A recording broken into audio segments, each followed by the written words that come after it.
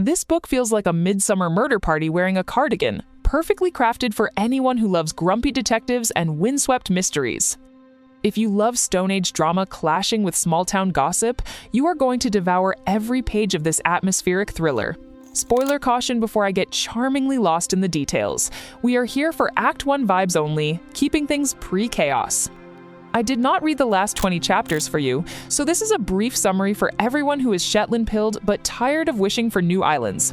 This is also perfect for the true crime crew who secretly want a side of sinister archaeology mixed into their murder mysteries. Press play on Jimmy Perez, who once solved all the murder cases Shetland could physically host during his legendary detective career.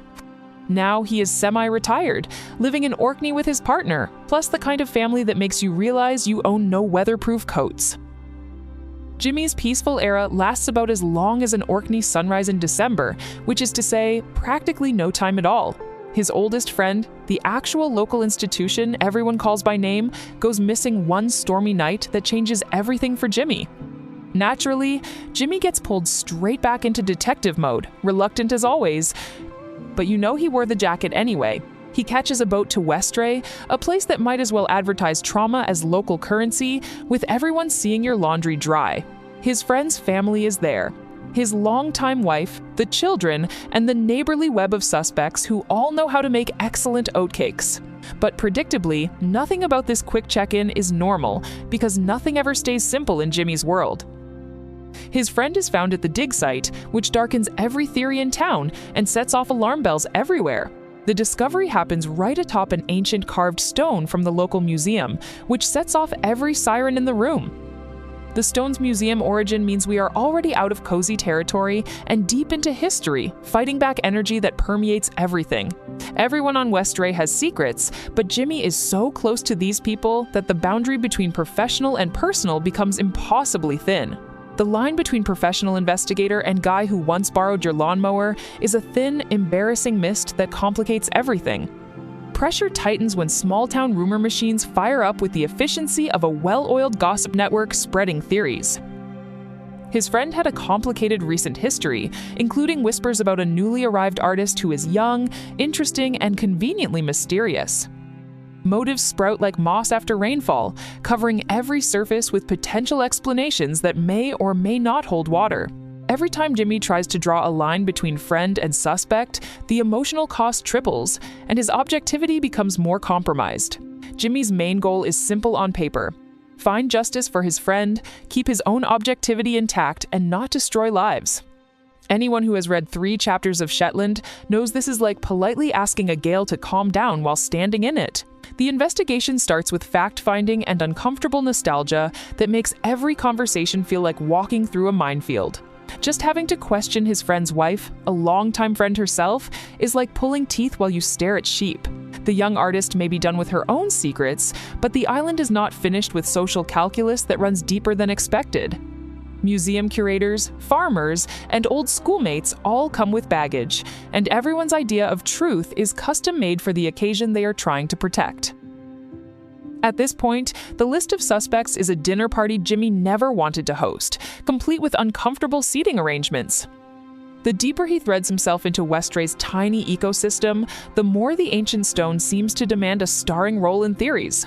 How many times can one rock feel like a recurring side character that knows more than it is letting on?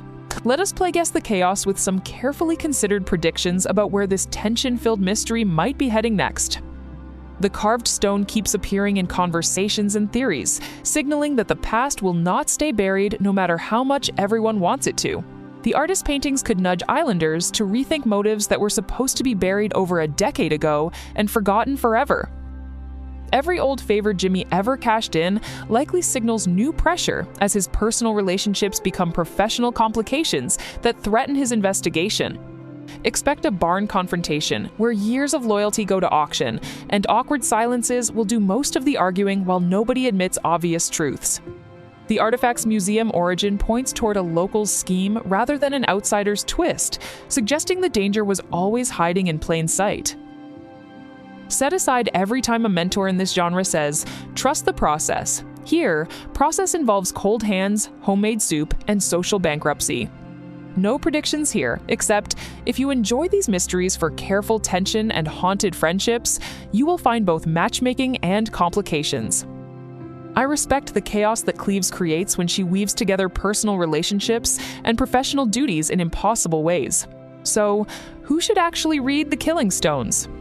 If your ideal weekend is puzzle, but make it weather-beaten and personal, you are set. Cleeves delivers mature vibes, complicated family trees, and a mystery you can feel lurking under every local tradition and friendly conversation. Skip it if you need the plot to move quickly. This is about tension building slowly, not rapid twists that sacrifice character development. The island setting is so present, you will want to buy a ferry ticket and a raincoat before you finish Chapter 2. Readers sensitive to grief-driven storylines and long-time relationships under strain should proceed with caution, but do not overlook the character work. Moral of the summary: sometimes the most dangerous stones are the ones nobody bothered to put back in the museum properly. Every friend group hides at least 3 archaeological mysteries too many, and Jimmy is about to discover all of them at once. If you liked detectives crushed by small-town pressure, David Baldacci's The Edge will double your stress test with big city heat instead. Subscribe so you never miss a mystery breakdown, and tell me, who do you trust less, the weather or your oldest friend? See you in the next one, where we will dive into another mystery that will make you question everything about small-town friendships.